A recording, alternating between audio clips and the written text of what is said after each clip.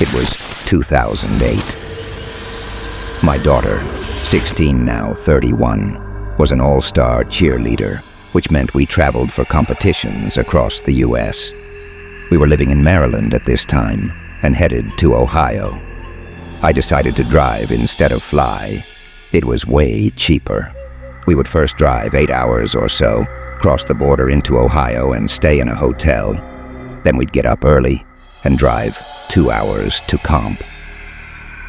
The hotel was only a few years old, Marriott, and as soon as we entered the room, my daughter looks around, heads to the bathroom, walks out, and says, "I don't like this room." So of course I'm Mom, and mention how new the hotel is. It was nice, clean. Honestly, I didn't get it. I couldn't understand why she didn't like it, because that's all she said several times. Anyway, we went to eat and came back to go to bed. Again, she says she doesn't like that room, and I'm thinking, teenagers. And oddly, she's using the bathroom with the door open, telling me not to walk over. Again, teenagers. As usual, I watch TV until I fall asleep, and she is already sleeping. I wish I could fall asleep that fast. Later, I turn off the TV as sleep is headed my way when I hear her rustle in those new crisp sheets. Then again, it was loud, crisp, almost like a whoosh sound. I figured she was pulling those tightly tucked sheets out. I'm laying on my left side, her bed on my right, when the whoosh happens again, loudly. So I turn to see what she's doing when I hear the whoosh going straight up between our beds, crisp as can be. And there between our beds is what I think is my daughter, standing with the sheets over her head. I'm like, what the heck is she doing? I quickly realize it can't be her because it's almost to the ceiling, and there's nothing under this sheet-like human structure, when suddenly it drops into the floor fast, making a swashing sound, as it did with a rippling effect. All of the white plummeting down. I was so freaked out. I sat up super fast, trembling, scared, confused, turning the light on, and there's Christine, sleeping in her bed. I didn't know what to do. I turned the TV on, and when it was fully illuminated, turned off the light as it was starting to wake her. I was frozen in my bed. There was no way I was getting out of it to look around, and at that point, the TV would stay on all night. I was so scared, my heart pounding and my breath erratic. It took a while to calm down. I stayed awake a long time, my eyes constantly surveying the room. When I finally fell asleep, a depression on the corner of my bed, like someone sitting down, woke me.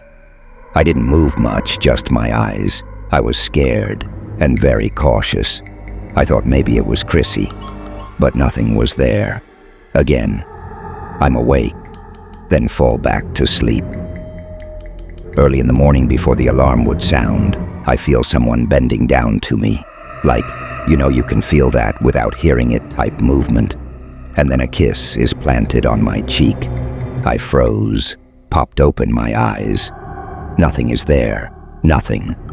It wasn't my daughter. At that point, it's time to leave. So when I wake my daughter, she said something to the effect, "Good, I'm ready to go." We go to the lobby with our bags and get breakfast. It was 6 a.m. While we're at the table, she says to me that she had a terrible night's sleep. I kept her up. Now I feel bad and apologized for the TV when she asks why did I keep sitting on her bed during the night, and why the heck did I kiss her cheek this morning? Excuse me, what? This happened to her too. We sat there discussing what the depression felt like, the kiss, a man. And I think she thought I was messing with her. So I tell her about the crisp sheet thing, rising and falling, when she blurts out, "I told you I didn't like this room. I knew it was bad." It was at that point that I realized why she didn't like the room. Not because she was a moody teenager, but because she felt something that I did not. She told me when she walked in the bathroom right away, she felt as if someone died there, that they took their own life, that it was dark and foreboding, and that's why she wouldn't close the door when she was in there. But what she hadn't clarified to me was why she hated the room so much. Honestly, if she had told me, I would have changed rooms. But here's an even creepier part. After we discussed this, I see a girl at the front desk and decide to go over and ask her if the hotel is haunted. Now this was a new hotel, but I did it anyway. The clerk said, "What room are you in?" I answered, and she stood still, looked at me, and walked away into the back room and never came out again. I stood there for 5 minutes. Nothing. We gathered our things to leave, and she still hadn't come out. When we were walking out the sliding doors, I saw her peek her head out and pop it in quickly. So bizarre. Or was she messing with me? Who knows? I don't have a lot of paranormal experiences, but the ones I've had have stuck with me. I did not feel any foreboding or darkness in that room. It simply scared the crap out of me. Chrissy definitely locked into something I could not sense upon arrival, and I've always thought of myself to be sensitive. I've told this story to many people, but Chrissy does not like hearing it at all. She won't discuss it. To her it's over and done. But truth is, we know it scared the daylights out of her too, which is why she won't relive it. Marriott does not own that property anymore. I looked it up on their website. Don't know why, but maybe, just maybe, too many stories have come out of that hotel,